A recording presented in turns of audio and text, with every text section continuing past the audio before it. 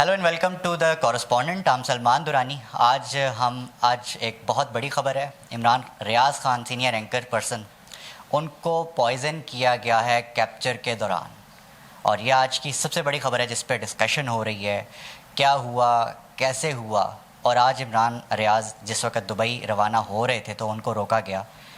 क्या वो सूरत हाल बनी, इन तमाम से बात करने के लिए मेरे साथ इमरान रियाज के वकील मियां अली इशफाक साहब मौजूद हैं। इनसे मज़ीद बात करते हैं। ये जो वजारत दाखिला की तरफ से आज एक बयान आया, उन्होंने क्लियर किया, उन्होंने कहा कि ये जो इमरान रियाज साहब दुबई रवाना हो रहे थे, कोई ECL में नाम नहीं है। आपने कहा कि ECL में नाम की वजह से उनको रोका गया, तो इस पे आपका क्या रिएक्शन, फर्स्ट रिएक्शन, फिर उस पर बात करते हैं डिटेल में। अस्सलाम वालेकुम सलमान। टू थिंग्स मैं आपको बता दूं। पहली बात तो ये कि इमरान को पॉइजन किया गया है, ये अभी डिटेक्ट होना है। उसके डॉक्टर्स की जो मेडिकल ओपिनियन है उसकी बेसिस पे he has been given toxication, which is a slow poison, form of a slow poison.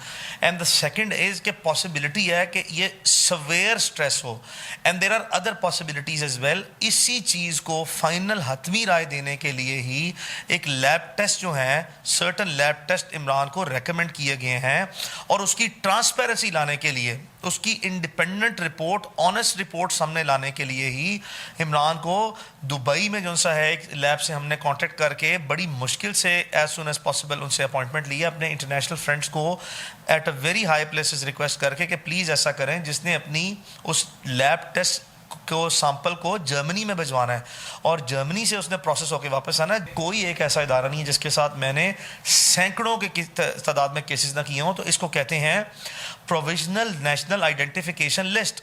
एक ऐसा मैकेनिज्म एडमिनिस्ट्रेटिव साइड पे अरेंजमेंट बनाया गया है कि अगर किसी सूबाई सतह पर या विफाकी सतह पर इदारों को FIA, NAB, anti corruption, police, customs, excise and taxation, anti narcotics, इनमें किसी मुकदमे में कोई शख्स मतलूब हो तो इंतज़ामी लिहाज से एक ऐसा तरीक़ेकार तय किया गया जिस पे उस बंदे की जो राइट ऑफ मूवमेंट है उसको रिस्ट्रिक्ट किया जाता है।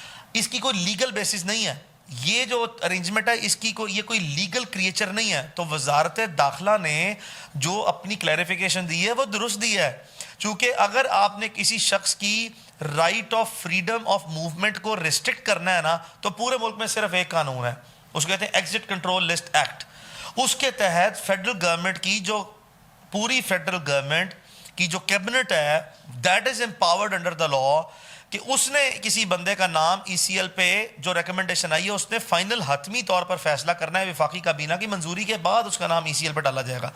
तो प्लीज़ अंडरस्टैंड कि वजारत दाखिला कह रही है कि इमरान का नाम ECL पे नहीं है, जो कि दुरुस्त है, तो जो कि एक वाहिद तरीक़ेकार है कानून का।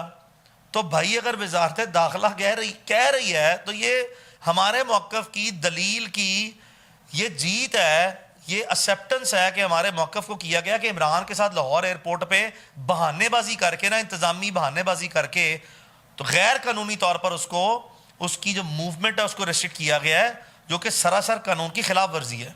अच्छा अली भाई, ये बताइएगा कि अगर इमरान रियाज को दुबई नहीं जाने दिया जाता तो खुदा न खास्ता इमरान रियाज की जान को ख़तरा तो नहीं है डॉक्टर्स के मुताबिक?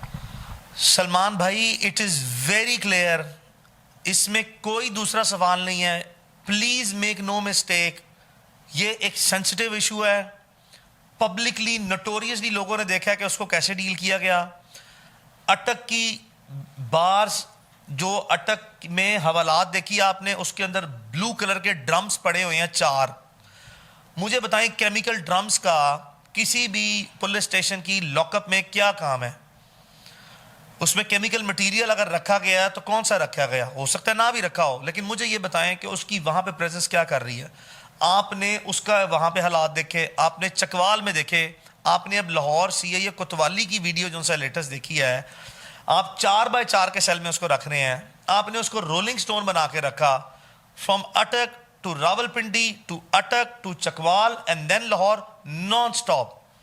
ना सिर्फ ये कि इमरान नहीं सोया, आपने उसकी लीगल टीम को, उसके जो फॉलोअर्स हैं, उसकी जो फैमिली है, आपने सबको देखा, आप मौजूद थे, आपने अपनी आंखों से देखा।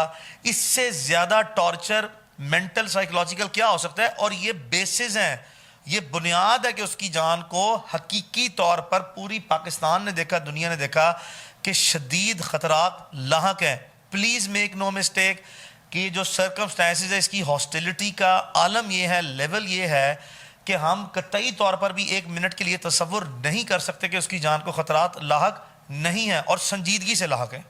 اچھا میاں صاحب, ایک اور چیز, سوشل میڈیا کے اوپر عمران ریاض کی آج صبح سے جو پاسپورٹ کی کاپی سراؤنڈ کر رہی ہے, اس پر آپ کا رد عمل بڑا ضروری ہے, چونکہ یہ ایک پرسنل لائف جو ہے اس کو پبلک کرنا یہ کہاں تک, اور اس کے جو ریاکشن میں آپ نے کوئی قانونی لائے عمل سوچا ہے اس کے بارے میں؟ دیکھیں, بات یہ ہے کہ جو لاہور ایئرپورٹ پہ امیگریشن حکام ہے نا, عمران کے پاسپورٹ کو انہوں نے دیکھا, مشین میں سویپ کیا یا سکین کیا, جس کی بیسس پہ ان کے سامنے ایک ڈیٹا سامنے ریفلیکٹ ہو جاتا ہے, کسی بھی شخص کی آئیڈینٹی اور ڈیٹیلز ریفلیکٹ ہو جاتی ہیں جو کہ سسٹم میں انسٹالڈ ہوتی ہیں یا موجود ہوتی ہیں. وہاں پہ جتنے امیگریشن ایف آئی اے کے حکام ہیں, جس شخص نے وہ پاسپورٹ سویپ کیا اس کے ساتھ جتنے ڈیوٹی پر لوگ ہیں, اور اگر کچھ اور لوگ بھی ہیں, اب یہ تمام کے تمام ذمہ دار ہیں. اب آپ کسی بھی شخص کی پرائیویسی کو بریچ نہیں کر سکتے, نہیں کر سکتے. It is a violation of the code of conduct, اور یہ بریچ آف ٹرسٹ ہے ان ڈیوٹیز کا جس ایک سرٹن قانونی طریقہ کار کے تحت ان تمام لوگوں سے انہوں نے نبھانا تھا.